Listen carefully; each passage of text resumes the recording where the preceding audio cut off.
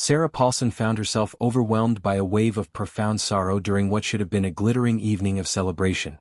As she stepped onto the red carpet for the premiere of the highly anticipated Hulu legal drama All's Fair, the actress, renowned for her captivating performances in series like American Horror Story and Ratched, couldn't hold back the tears when conversation turned to her dear friend, the legendary Diane Keaton.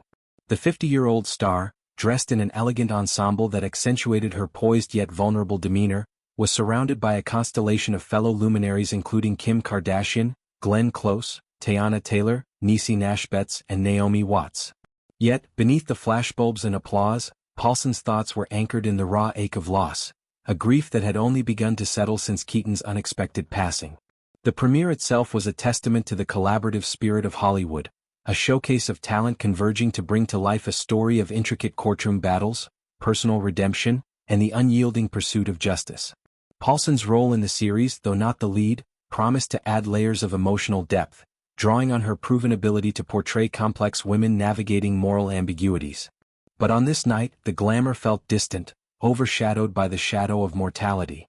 Reporters, sensing the undercurrent of melancholy in her expressions, gently probed about Keaton's influence on her life.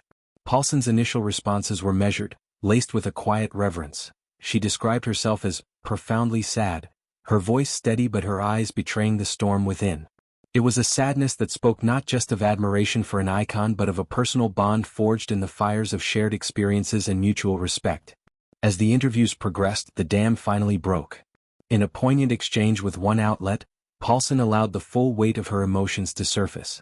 Tears welled up as she articulated the void left by Keaton's departure, her words tumbling out in a rush of heartfelt authenticity. "She was a very dear friend of mine," she confessed, her voice cracking under the strain, "so it's not something I'm able to talk about yet." Pausing to compose herself, she delved deeper, painting a portrait of Keaton that transcended the silver screen. "What you thought she was as a performer, she was even more spectacular as a human being," Paulson shared, her admiration palpable. "And I was the luckiest person in the world to have had her in my life the way that I did." In that moment, she wasn't the acclaimed actress fielding questions. She was a woman grappling with the impermanence of connection, glancing downward as if to shield her vulnerability from the prying lenses, before embracing the interviewer and retreating into the crowd. This outpouring came mere days after the shocking announcement of Keaton's death at the age of 79, attributed to complications from pneumonia. The news had rippled through the entertainment world like a seismic event, prompting an outpouring of tributes from those who had been touched by her singular charisma.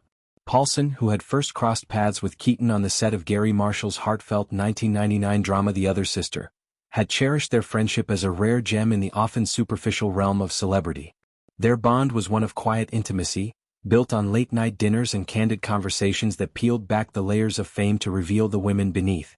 Just a few years prior, in the summer of 2021, Paulson and her longtime partner Holland Taylor had joined Keaton for an intimate meal in the sun-drenched hills of Beverly Hills. The trio, laughing over plates of fresh cuisine, embodied a camaraderie that felt timeless, unmarred by the industry's relentless pace. Later that year, they reconvened at the cozy Il Piccolino in West Hollywood, savoring pasta and wine while exchanging stories that bridged generations. Keaton, with her trademark eccentricity and unapologetic individualism, had always been a beacon for Paulson. In a whimsical exchange captured in an old issue of Interview magazine, Paulson had posed a light-hearted question to her friend: "What person, place, or thing makes your heart sing?" "You can say me." Keaton's reply was pure poetry, a testament to the depth of their affection. "Of course, Sarah, you make my heart sing. My friends make my heart sing." It was this kind of unguarded warmth that defined Keaton, not the Oscar-winning virtuoso of Annie Hall or the resilient matriarch of the Godfather trilogy, but a woman whose spirit infused every interaction with joy and authenticity. Paulson's grief, then, was not merely for the loss of a mentor but for the erasure of those irreplaceable moments, the inside jokes and knowing glances that had sustained her through career highs and lows. The premiere's timing amplified the poignancy.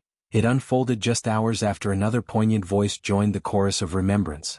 Il Pacino, Keaton's on-again, off-again love from the 1970s and 80s, released a deeply moving statement from the set of his latest project in Paris. Their romance, sparked amid the electric intensity of Francis Ford Coppola's The Godfather, had been a whirlwind of passion and volatility, enduring through the filming of The Godfather Part 2 and beyond, only to flicker out by 1990. Pacino's words, shared with a close collaborator, were a raw elegy to a woman who had shaped his very essence.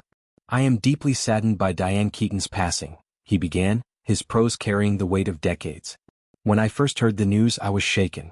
Diane was my partner, my friend, someone who brought me happiness and on more than one occasion influenced the direction of my life.